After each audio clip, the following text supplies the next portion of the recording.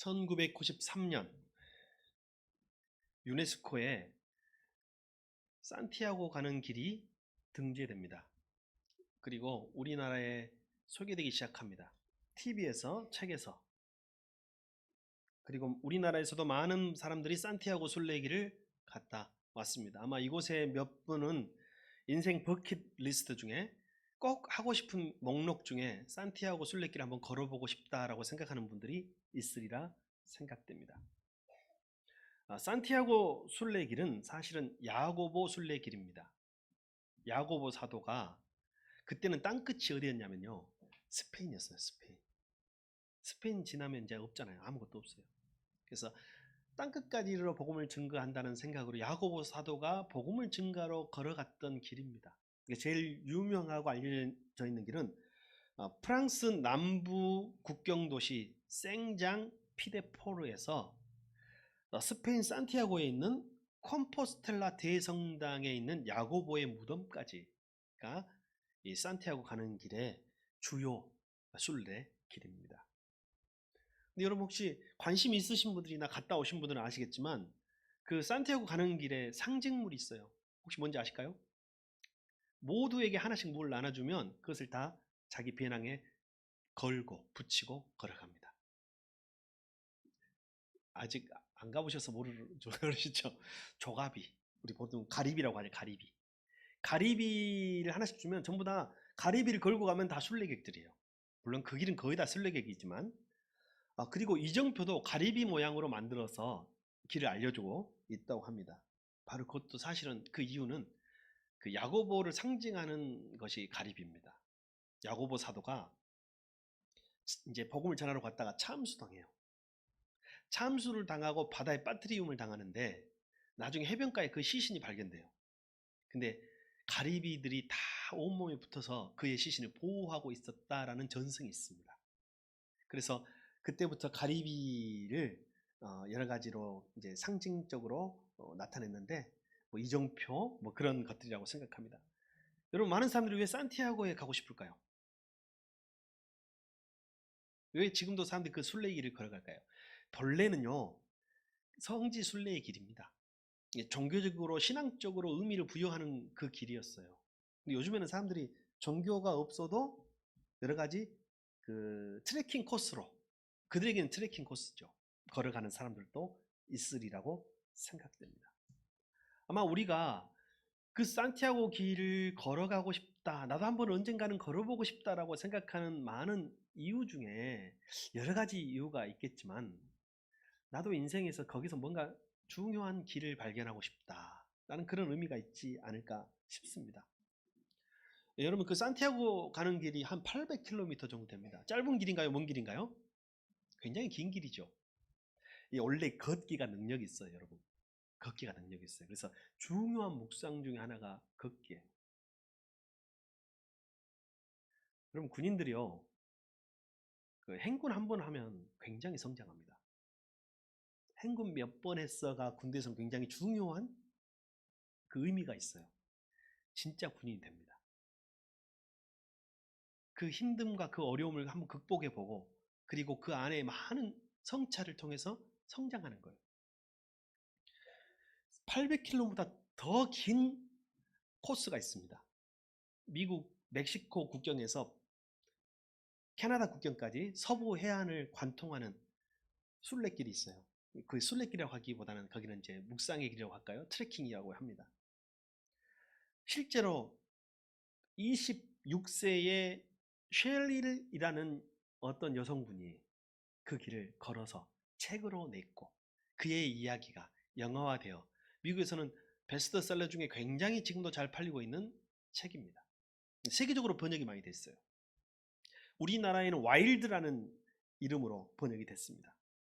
그 여자는 26세의 그녀는 아버지의 학대 속에서 성장합니다. 그리고 어머니가 일찍 죽습니다. 가족 간에 많은 갈등이 있었습니다. 그리고 젊은 나이에, 어린 나이에 이혼을 합니다. 인생이 파산난 거예요. 희망이 없어요. 새롭게 시작하고 싶은데 뭔가 새롭게 시작할 힘이 없어요. 그래서 이 사람이 한번 도전 한번 해보고 싶은 거예요. 자기 인생에 한번. 그 길이 바로 와일드, 그 책에 나온 와일드 길인데 멕시코 국경에서 캐나다 국경까지. 여러분 아까 산티아고 가는 길이 800km 정도 된다고 했잖아요. 이 길은 이 길은 태평양을 가로지르니까 퍼시픽 크레스트 트레일이라고 불리우는 길인데 4285km. 얼마나 긴 길인지 알겠죠? 이 길에는 9개의 산맥과 사막이 있어요. 산이 아니라 9개의 산맥과 사막이 있는 길입니다. 고산지를 지나고 평원을 지나고 굴곡진 환경과 계곡과 골짜기를 지나는 길입니다. 많은 사람들이 왜 이 사람에게 관심을 가졌냐면 뭐 특수부대 출신 남자가 아니라 연약한 한 젊은 여성이 그곳에서 돌발적인 상황과 위험에 직면합니다.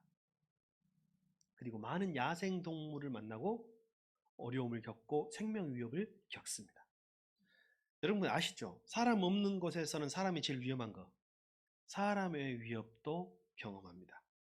그리고 약 100일 가까운 그 험난한 사투를 경험하면서 4,000km가 넘는 길을 완주합니다. 여러분 앞으로 이 사람이 앞으로 무슨 일을 하면 할 것 같아요? 못 할 것 같아요? 바로 거기에 이유가 있는 거예요. 새로운 뭔가를 한번 해보고 싶은 사람들이 그런 체험을 하는 거예요. 그리고 실제로 그는 과거의 모든 절망과 아픔을 이겨내고 새로운 삶을 시작했죠. 우리가 알게 된 것 아니겠습니까? 이처럼 산티아고 순례길을 걸어보려는 많은 이들의, 그리고 소설 와일드가 이야기하고 있는 이런 많은 일들 가운데 왜 우리가 공감을 얻는 이유는 뭘까요? 참 대단하다, 멋지다, 나도 한번 기회가 되면 그런 기회를 가져보고 싶다. 그것도 건강해야 합니다. 건강하십시오. 제가 이번 주에 들은 가장 충격적인 이야기 하나 말씀드릴게요. 하나님은 살인자도 강도도 고쳐서 사용하시지만 병원에 있는 사람은 안 된다라고 그런 말을 내가 들었어. 그래서 그분이 하는 말이 저한테 뭐란, 목사님 건강하십시오. 여러분 건강하시기 바랍니다. 이런 순례기도 걸으려면 어찌해야 된다고요? 건강해야 해. 건강하시기를 바라요. 내 생애 가장 건강한 시기는 언제예요? 지금이에요. 지금 명심하세요. 지금 해야 해. 지금 건강하셔야 돼요. 그러나 저는 이런 순례길에 대한 욕심이 한때 있었으나 지금은 별로 없습니다. 왜냐하면 우리는 충분히 지금 일상과 현실에서도 이 순례의 길을 걸을 수 있거든요. 제가 살아오면서 사역자로서 가장 힘든 시기가 있었습니다. 하나님의 일을 하면서 참 세상 일을 하다가 막히면 하나님 일을 하면 되잖아요. 하나님 일을 하다가 막히니까 갈 데가 없어요. 물어볼 데가 없어. 어떻게 할 수가 없어요. 우리나라에도 산티아고 가는 길을 번따서 만든 제주 올레길이 생겼습니다. 그 당시에. 제주도에 지인을 찾아보니 그래도 제가 며칠 묵게 해줄 만한 지인이 있었습니다. 무작정 갔어요. 근데 그때가 휴가철도 지나고 태풍이 좀 지나간 다음에 갔습니다. 그러니까 지금 정도는 됐을까요? 이 시즌이나 됐을까요? 가가지고 아침에 일어나서 그분이 저한테, 제주도의 지인이 왜 왔냐, 어디 가냐 물어보더라고요. 그래서 올레길 걸으러 왔다 이렇게 말했습니다. 그랬더니 제주도에 오면 먹을 것도 많고 볼 것도 많고 구경할 것도 많고 관광할 게 많은데 미쳤냐 그러더라고요. 그래서 나는 그런 것은 여유도 없고 생각도 없고 마음도 없고 지금 나는 그냥 하나님과 나만의 시간이 필요하다. 그래서 가까운, 그 지역에서 제일 가까운 올레길로 갔습니다. 걷자마자 1시간도 안 돼서 내 마음에 후회가 몰려왔어요. 괜히 왔네, 힘들어 죽겠네, 땀나네. 그러나 여러분 뒤로 갈 수는 없어요. 벌써 1시간을 걸었잖아요. 왔기 때문에 이제 걸어갑니다.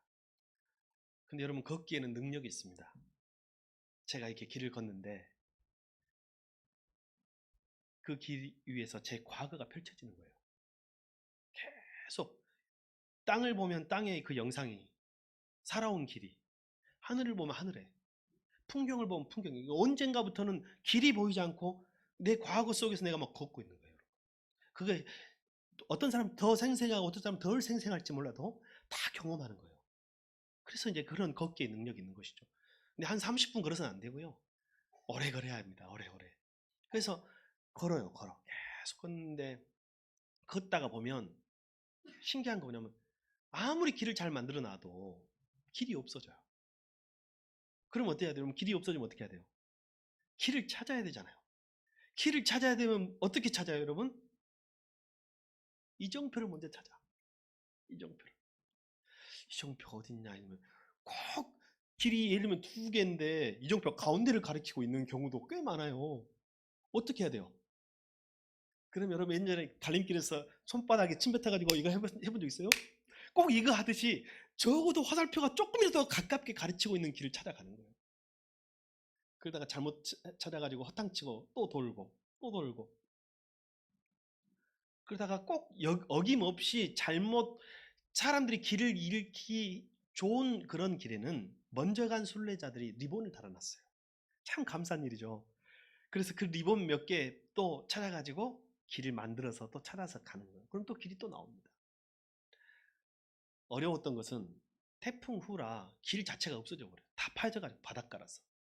그런 경우에는 돌아서 이제 다시 갔다가 다시 올레길로 들어와야 되는데 그래도 보통 일반적인 차도나 이런 그 순환도가 가까우면 좋은데 너무 멀면 길을 또 잊어버리거든요. 그러면 어려움을 무릅쓰고라도 금줄을 쳐준 곳을 그냥 헤쳐나가야 돼. 이렇게 막 가는 거예요. 가다 보니 저는 순례길이라고 해서 평길만 있을 줄 알았더니 무슨 산길, 오르막길이 왜 이렇게 많은지 또 오르막길이 많은 만큼 내리막길도 나오더라고요. 또 평길도 나오고 길만 있는 게 아니라 올레길이라고 해서 길만 있는 줄 알았더니 길 외에 길이 없는 곳도 많고 아까 말씀드린 대로 과거가 펼쳐져요. 그러면서 그 과거에 매여 사는 나를 발견하게 됩니다.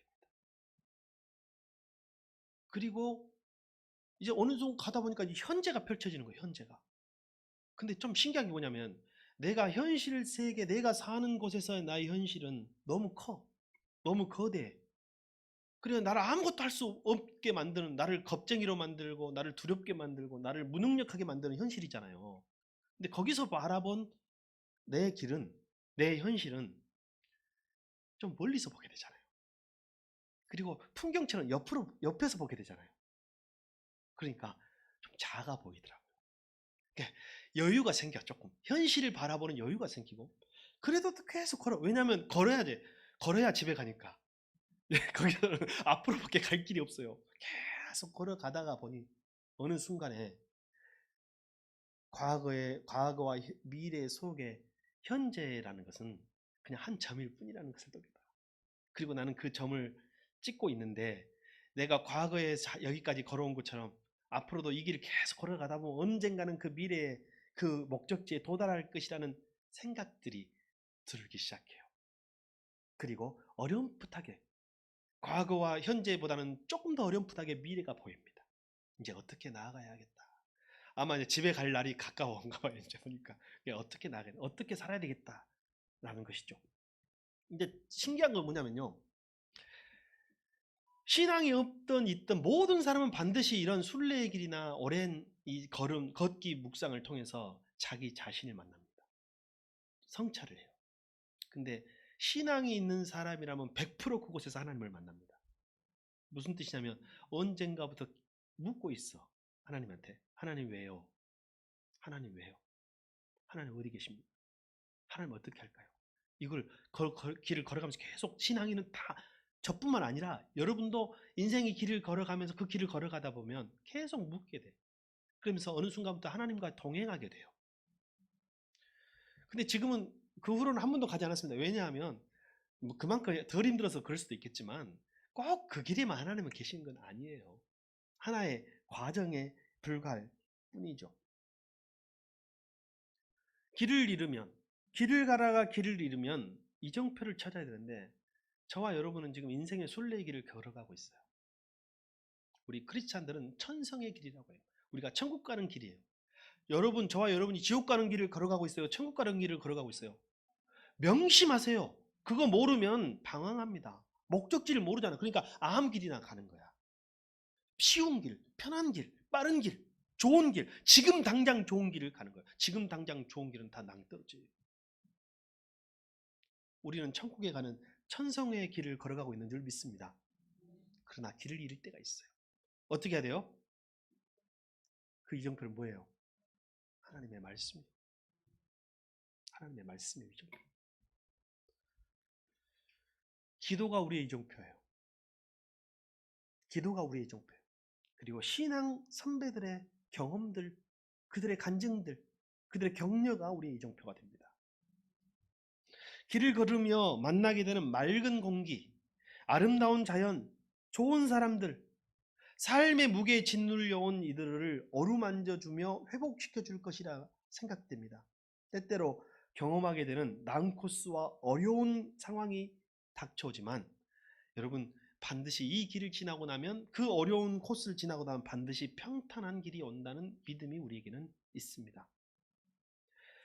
자신의 현재 어려움도 인내하고 버티면 언젠가는 지나가게 될 것이라는 희망이 저와 여러분에게는 있습니다. 근데 여러분, 모든 길을 걸으며 우리가 배우는 것이 하나가 있는데, 평탄하고 아름다운 길, 회복과 치유의 길만 있는 것은 아니라는 거예요. 우리가 흔히 말하는 비단길과 꽃길만 인생에는 있는 것이 아닙니다. 현실은 그렇지 않습니다. 이스라엘 백성도 그랬어요. 이스라엘 백성도 역사의 길을 걷고 있잖아요. 그리고 오늘 우리가 읽은 당시에는 그들에게는 현실, 우리에게는 과거.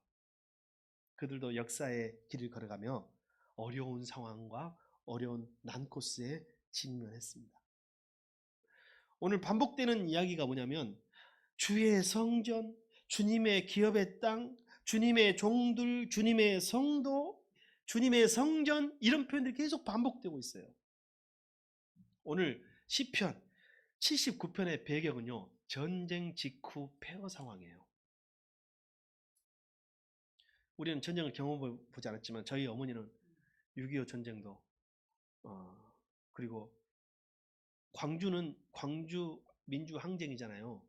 저는 순천 사람이잖아요. 여순 반란 사건. 어머니 아직도 이야기하세요. 6.25 때보다 더 많이 죽어갔던 때가 여순 사건이었다. 여순 사건이었다고 말을 해요. 오늘 예루살렘 성전은 회파되고 성벽은 다 허물어지고 길거리에 시체가 나뒹구는데 치울 사람이 없더라. 길거리는 피바다가 되었더라. 이런 상황에서 오늘 시인은, 그리고 그 시대의 성도들은 갈 길을 잃어버린 거예요. 길이 막혔어요. 그래서 기도를 하는데 탄식의 기도, 탄원의 기도를 합니다. 이정표를 찾고 있는 거예요. 근데 예전에는 그들의 이정표가 어디였냐면 성전이었어. 그들의 이정표가 있었어요. 예루살렘 성이었고 제사장이 있었고 선지자가 있었는데 그들의 이정표가 하나도 없어. 다 파괴되고 다 무너진 것입니다. 그러니 오늘 시인이 기도하면서 주님의 땅이 무너졌습니다. 주님의 기업이 파괴됐습니다. 주님의 성전이 무너졌습니다. 주님의 종들이 죽었습니다. 주님의 성도들이 괴로움을 당하고 있습니다. 이 말을 계속 반복하고 있는 거예요. 어찌합니까, 하나님? 하나님이 살려주십시오. 그 진노를 우리에게 쏟지 마시고 심판하신 이방인들에게 쏟아주십시오. 외치고 있는 거예요. 이 어려운 상황에서 시인이 잊지 않고 있는 것이 있어요. 우리는 하나님의 것이라는 거예요. 참, 우리도 고백합시다. 나는 하나님의 것입니다. 나는 하나님의 것입니다. 우리 형제 자매들에게 한번 고백합시다. 우리 자녀들과 우리 가족들에게 한번 고백합시다. 당신은 하나님의 것입니다. 시작. 다 없어졌어요. 근데 한 가지 사실만 붙들고 있어. 우리는 주님의 백성입니다. 우리는 주님의 종입니다. 우리는 주님의 성전입니다. 우리는 주님의 성도입니다. 이거 하나만 붙잡고 있는 거예요. 근데 시편 기자가 너무너무 힘들었던 건 뭐냐면 그 하나님의 성전이, 하나님의 땅이, 하나님의 백성들이 악인들에게 파괴되고 살육당하여 이방인들에게, 이웃들에게 비방거리, 조속거리, 뒷담화거리가 되었더라는 거예요. 오늘도 다르지 않죠. 여러분, 우리가 어려움 당하고 우리가 오늘 이스라엘 백성들처럼 환난을 당하면 하나님, 교회 저 안에 이런 조롱거리를 우리도 들어요, 안 들어요? 우리도 듣고 있잖아요. 그때 자 5절 한번 보여주십시오. 5절 7장 5절 이들이 이렇게 기도합니다. 합치면 5절 한번 같이 읽어볼까요? 시작. 주님 언제까지입니까? 영원히 노여하십니까? 언제까지 주님의 진노하심이 불길처럼 타오를 것입니까? 이들이 회개하고 나서 이제는 멈춰 주시라는 거예요. 심판을 하셨으니 우리가 잘못했습니다. 주님 멈춰 주십시오. 언제까지입니까? 여러분 우리도 기도할 때 이렇게 기도하잖아요. 하나님 언제까지입니까? 언제까지? 끝나지 않을 것 같은 이 고난, 끝나지 않을 것 같은 이 환난. 신앙인과 불신앙인을 떠나서 모든 사람은 저마다 예측 불허의 인생길을 걷고 있습니다. 제일 좋을 때가 언제냐면 예측 가능할 때예요. 그때가 언제인 줄 알아요? 여러분 알려줘야 돼요. 우리 청소년들에게 교복 입고 다닐 때요. 예측 가능할 때. 모든 게 예측 가능해. 부모님 슬하에 살며 학생이라는 신분을 가지고 있을 때. 그때는 모든 게 예측 가능해. 공부 열심히 하면 근데 이제 학교 졸업하잖아요. 공부만 열심히 한다고 열심히만 산다고 되는 것이 아니에요. 지금 열심히 할 때 결과가 보장돼 있을 때 열심히 살아야 돼. 지금 감사해야 돼. 우리도 이런 상황에 직면할 수 있습니다. 한국 교회도 지금 이런 상황에 서서히 직면하고 있습니다. 시편 기자의 시대와 오늘의 시대는 동일하다고 할 수 있겠습니다. 시편 기자는 하나님의 진노의 도구로 쓰인 이방 나라들에게 이제 하나님의 진노가 오히려 그들에게 임하여 주시기를 구하고 있습니다. 아마 우크라이나에 사는 사람들은 이렇게 기도하고 있지 않을까요, 지금? 그들은 하나님의 구원을, 하나님의 긍휼을 구하고 있습니다. 그리고 이어지는 말씀에 인생의 광야길에서 예상치 못한 어려움에 처한 우리들의 마음을 그대로 반영해주는 고백이 9절에 나옵니다. 9절, 마지막 9절로 한번 보여주십시오.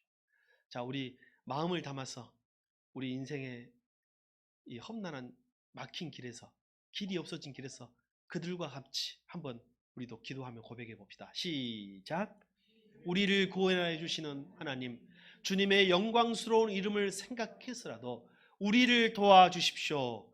우리의 명성을 생각해서라도 우리를 건져 주시고 우리의 죄를 용서하여 주십시오. 우리를 도와주십시오. 하나님의 영광을 위해서라도 우리를 도와주십시오. 우리 여기서 하나 생각해보고 할 게 있습니다. 하나님의 성전도 파괴될 수 있다 없다? 있다. 이제 우리는 있다지만 당시 그들에게는 없다. 그들은 예루살렘 성은 하나님의 성이에요. 절대 무너지지 않아요. 나라도 망할 수 있다 없다? 우리는 나라도 봤잖아요. 미국도 망할 수 있다 없다? 있다.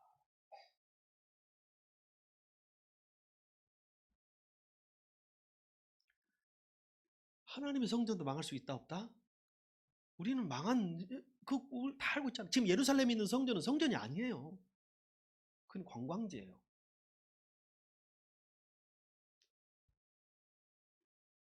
여러분 성전도 망할 수 있습니다.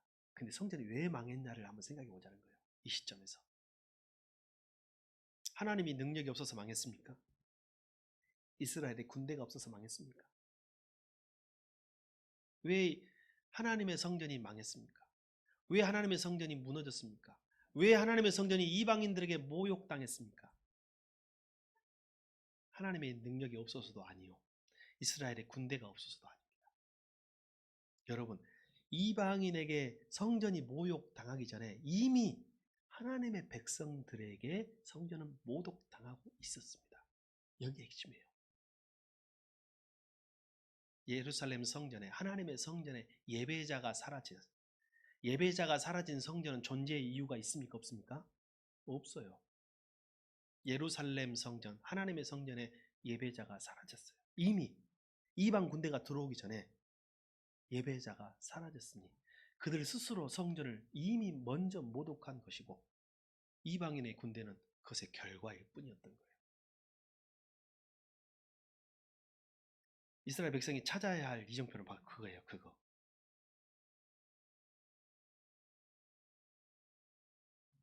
오늘날 한국 교회를 모독하는 것은 교회를 핍박하는 세상 사람들이 아닙니다. 교회 안에 있는 우리가 하나님의 교회를 모독하고 있는 것입니다. 한국 교회도 예배자가 사라지면 사라질 것입니다. 우리 새순교회도 예배자가 사라지면 새순교회는 사라질 것입니다. 저와 여러분, 하나님이 찾으시는 분은 예배자인 줄 믿습니다. 거룩한 하나님의 성전이 이처럼 이방인에게 짓밟히고 파괴되는 비극이 발생한 이유는 하나님의 힘이 없어서도 아니고 군대가 없어서도 아니고 그들이 경제적으로 가난해서도 아니에요. 성전 안에 하나님의 백성들 안에 예배자가 사라진 것입니다. 그러니까 이들이 주의 기업, 주의 성전 하는 것도 얼마나 가증스러운지 몰라요. 이제 깨닫고 있는 것이죠. 자, 그때는요 사라질 성전이라도 있었어요. 오늘은 성전이 있다 없다? 건물 성전은 없어요. 우리가 성전이라고 부르지만 오늘 이 곳도 상징적인 성전이지 건물로 된 벽돌로 된 성전은 아닙니다. 오늘도 많은 예배당들이 수백 년 동안 1000년 이상 하나님께 영광을 돌렸던 많은 성당들과 예배당들이 관광지로 변하고 있습니다. 요즘에 최근에 본 기사에는 아주 오래된 멋진 예배당인데 그 유럽의 지자체에서 관리를 못하니까 팔았는데 서커스단에 팔았대요. 근데 서커스단이 그 건물을 아주 선호한대요. 왜요? 옛날 예배당들은 다 천장이 높잖아요. 공중고개를 하기에 아주 적합하답니다.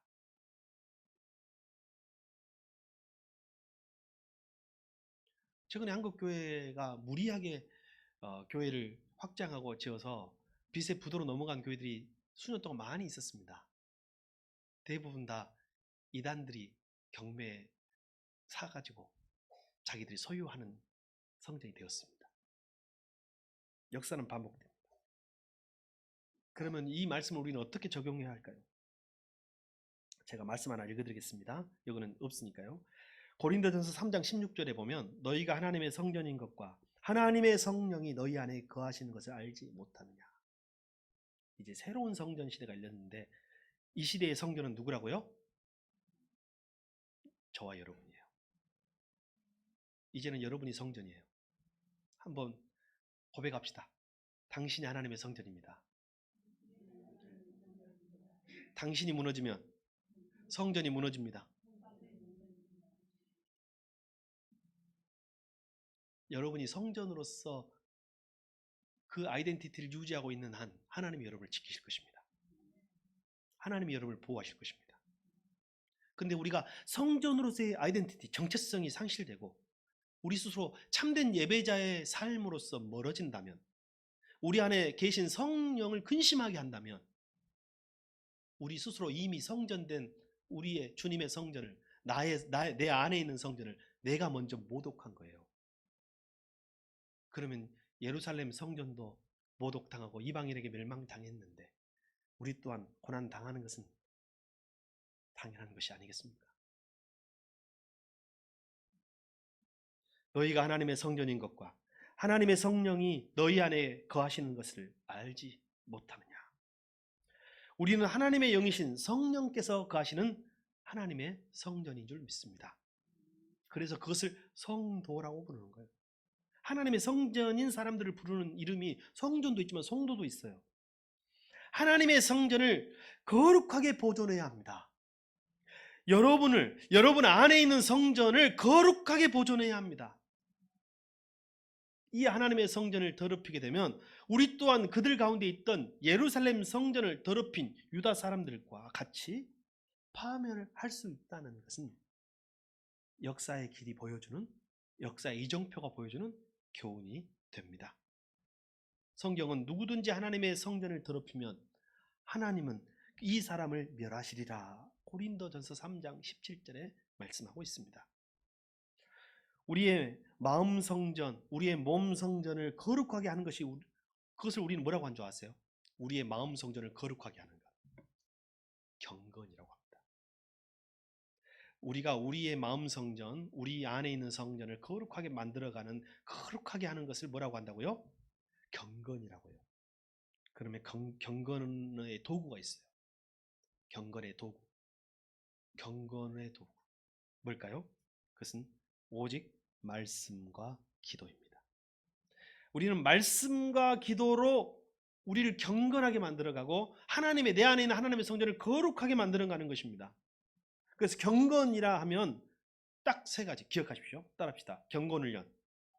그것은 자, 먼저 첫 번째 말씀 훈련, 기도 훈련, 섬김 훈련. 다 합시다. 말씀 훈련, 기도 훈련, 섬김 훈련. 이게 경건 훈련이에요. 그리고 이것이 우리 안에 있는 성전을 거룩하게 하고 하나님의 성전으로 더 만들어가는 거예요. 우리 자신의 정체성을 지켜가는 거예요. 말씀 훈련은 예배 시간에 선포되는 이 말씀을 한 번도 거르지 않고 떠나지 않는 것. 내 삶 속에서 성경을 읽으며 묵상하는 것. 기도 훈련은 공동체가 합심하여 기도할 때 같이 그 안에서 기도하는 것. 나 개인의 묵상의 시간을 통해서 하나님과 끊임없이 교제하는 것. 중보 기도를 통하여 하나님께 나아가는 것. 말씀 훈련, 삶 공부. 말씀도 선포된 말씀도 있지만 말씀 자체를 알아야 되는 말씀이 있어요. 그게 삶 공부예요. 삶 공부. 여러분, 우리 교회는 그것이 많다고 할 수가 없어요. 그러나 꼭 해야 할 것은 해야 합니다. 근데 또 하나가 있어요. 섬김 훈련이요. 섬김 훈련은 무엇을 섬길까요? 하나님 섬기는 건 오히려 쉬워. 누구 섬기는 거 힘들어요? 사람 섬기는 게 힘들어. 그래서 성경은 사람 섬기는 것이 하나님 섬기는 것이란 말이에요. 여러분, 목장에서 나랑 다른 사람들, 나랑 취향이 다르고 세대가 다르고 환경이 다른 사람들을 섬기는 것이 쉬울까요? 어려울까요? 어려워요. 그러나 성숙한 사람은 그것을 훈련을 통해서 성숙하는 거예요. 그것도 훈련인 거예요. 그래서 목장도요, 나만 위해서 내가 좋아서 가는 목장은 새 가족. 그냥 언젠가부터 주님이 좋아서 주님이 필요해서 섬김 훈련을 통해서 하는 거예요. 그래서 우리가 많이 어리다고 생각하는 거면 섬김 훈련을 통해서 그 사람의 신앙의 성숙도를 알 수 있습니다. 말씀을 마무리하겠습니다. 오늘도 우리는 인생의 길을 걸어가고 있습니다. 그리고 잠깐 멈춰섰습니다. 오늘 이 시간에 하나님 앞에서 무엇을 확인해야 될까요? 출발하기 전에 이정표를 확인해야죠. 천성으로 가는 길이 어디다 하는 그 이정표, 오늘 말씀의 이정표를 다시 확인하십시오. 그리고 기도로 그것을 계속 묵상하고 새기십시오. 그리고 가면서 만나는 모든 사람들과 존재들, 이상의 모든 것들을 섬기면 하나님을 대하듯 섬기면서 걸어가십시오. 그리고 인생의 길을 걸어가시면서 혼잣말로 넋두리로 살지 말고 하나님하고 자꾸 대화하세요. 시간을 내서 하는 기도도 중요하지만 평상시 삶을 통해서 어려운 일 당할 때, 힘들 때 주님께 주님 왜요? 주님 어째서요? 주님 계시지요? 주님 어떻게 할까요? 이게 물어보는 것이 하나님과 동행하는 삶입니다. 주님과 동행하시는 여러분, 그리고 우리 새순교회, 그리고 저와 여러분이 하나님의 살아계신 성전으로 살아가서 하나님에게 칭찬받고 인정받고 천국의 마지막 종착지에서 같이 또 만납시다. 기도하겠습니다. 하나님 감사합니다. 각자 인생의 길을, 천성의 길을 걸어가다 평지를 겪고 있는 이들도 있고 오르막을 걷고 있는 이들도 있고 길이 사라지고 험지 속에서 길을 찾고 있는 이들도 있습니다. 하나님, 주의 백성들과 함께하여 주옵소서. 주의 성도들과 함께하여 주옵소서. 하나님, 주의 성도들과 주님의 종들과 함께하여 주옵소서. 주님, 우리를 도와주시옵소서. 예수 그리스도 이름으로 기도드립니다. 아멘. 자, 주보 한번 펴시고 또 앞에 화면으로도 볼 수 있습니다.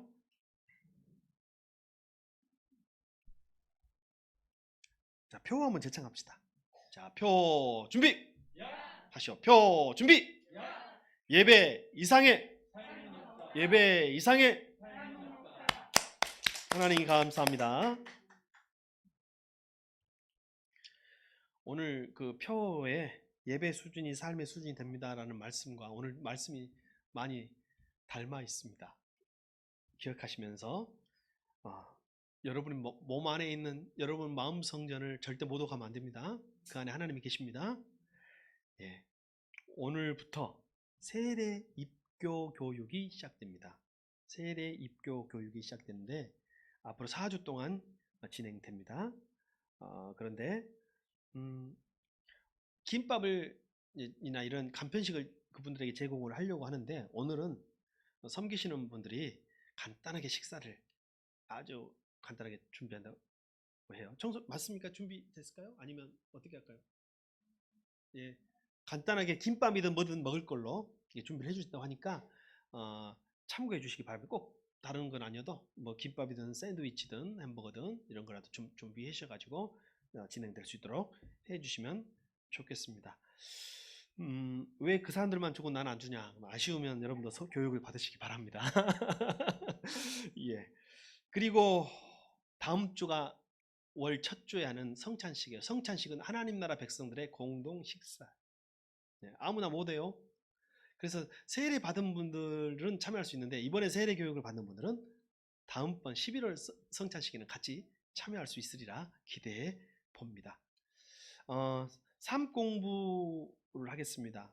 삶 공부 보면 이렇게 했죠. 제가 12제자 성경 공부 반이라고 했어요. 제가 이름을 한번 붙여봤어요. 중의적 의미로 두 가지 의미를 뒀습니다. 예수님도 말씀을 전하실 때 무리에게 집중하지 않고 집중적으로 12명 제자에게 집중하셨어요. 무리는 말씀 때문에 따라오는 사람들이 아니거든요. 무리는 떡 때문에 빵 때문에 따라온 것이거든요. 그러니까 예수님도 12명의 제자, 그래서 제가 12제자 성경 공부 반이라고 이번에 처음으로 제자를 이게 이름을 붙였다는 것은 뭐냐면 우리 모두 다 그 12명 안에 포함되자, 말씀을 따라가는 제자가 되자라는 의미로 제목을 붙였습니다. 또 하나는 뭐냐면 우리 교회에서 적어도 12명은 삶 공부에 참여해야 되겠다라는 목표 의식을 가지고 제목을 붙였습니다. 그리고 여러분이 많이 오면 너무 행복하겠지만 만약에 그 수에 미치지 못해도 제 마음속으로 이렇게 말할 거예요. 들을 게 있는 자는 들을지어다. 할렐루야. 목사님 오늘 세게 나오시네요. 예.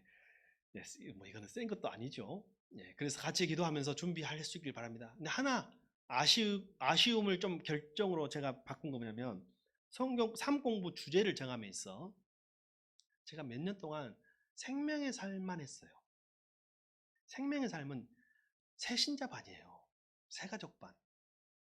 근데 제가 맨날 우리 교회 성도들이 믿음이 좀 컸으면 그리고 자랐으면 하는 바람으로 생명의 삶을 하다 보니까 계속 아기 신앙에만 머물러 있는 것 같다는 생각이 들어요. 그래서 이번에는 한 발 떼서 그 다음 과정으로 합니다. 생명의 삶을 수료하신 분들에 한해서 변화의 삶을 들을 수 있습니다. 그러면 목사님 생명의 삶을 제가 못 들었는데요 하면 꼭 표시를 해주시면 다음번에는 생명의 삶을 개설하도록 하겠습니다. 그래서 이번에는 뭘 한다고요?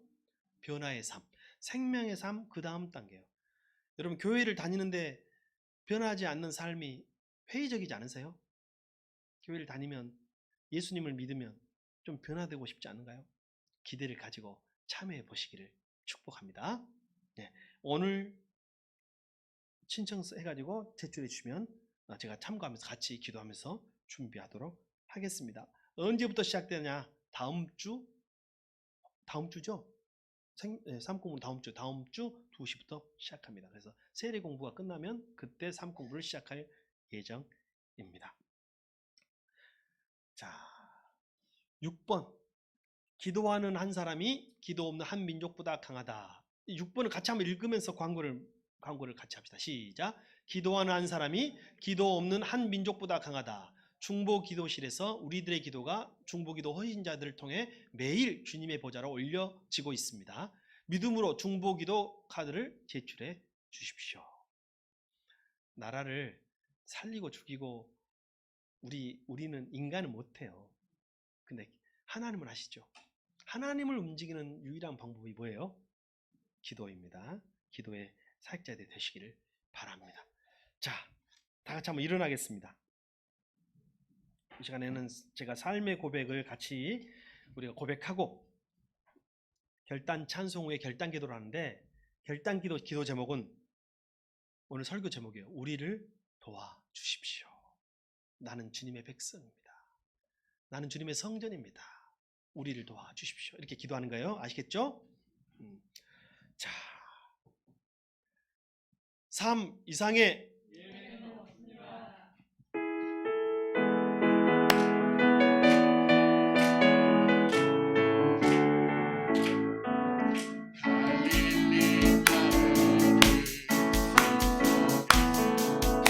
주님 그 열한 제자, 주님 그 열한 제자 다시 만나시사 마지막 그들에게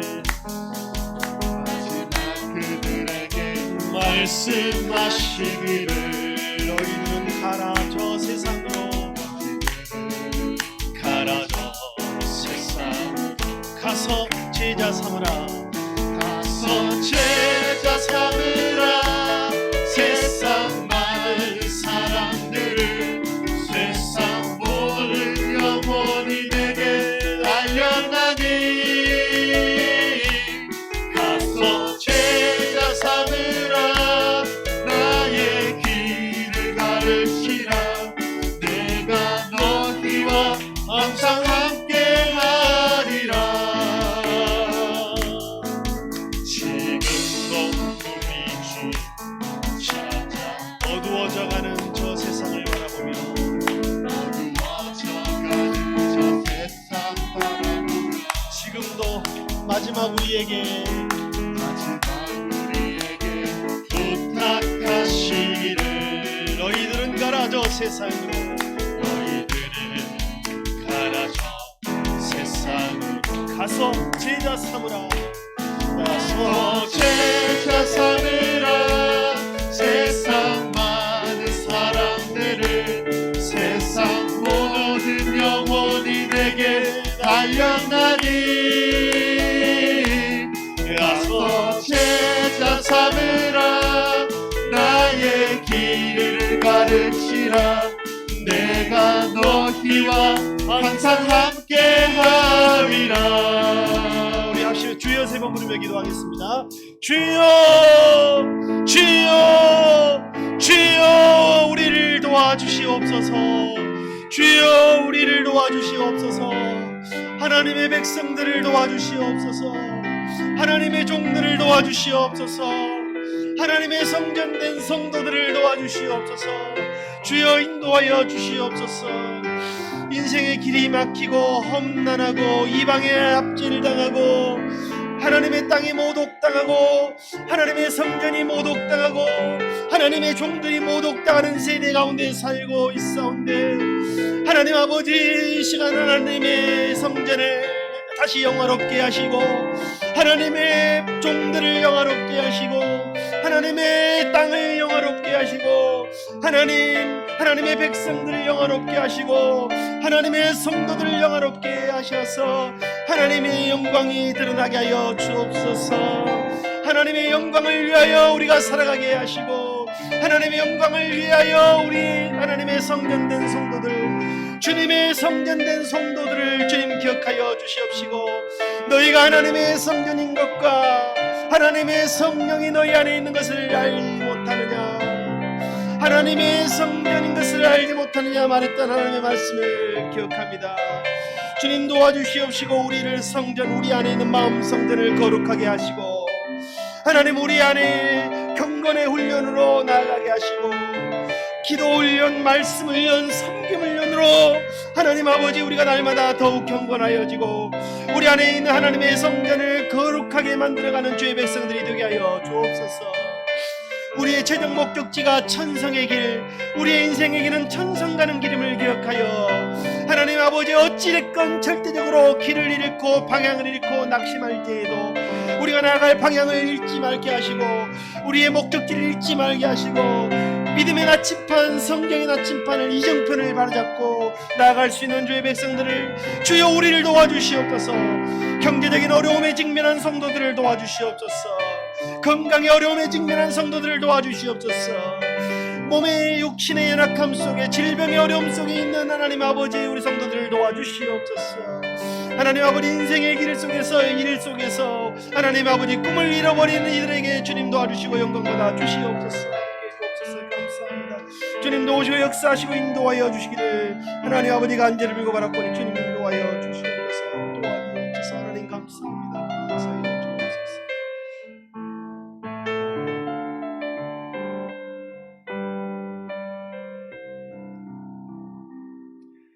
이제는 세상 끝날까지 우리를 버리지 아니하시고 함께 하시는 우리 구주 예수 그리스도의 은혜와 우리를 창조하시고 우리를 끝까지 지키시는 아버지 하나님의 그 사랑하심과 우리를 진리 가운데로 인도하시는 성령님의 감화 감동하심과 교제케 하심이 인생의 길에서 험한 길 고난길을 만나 길을 잃었으나 말씀과 기도의 정표를 붙들고 주님과 함께 길을 찾아 나서는 세숨의 성도들과 저들의 목장과 가정과 생업 위에 열방과 세계 위에 이제로부터 영원히 함께 하옵시기를 간절히 축원하옵나이다.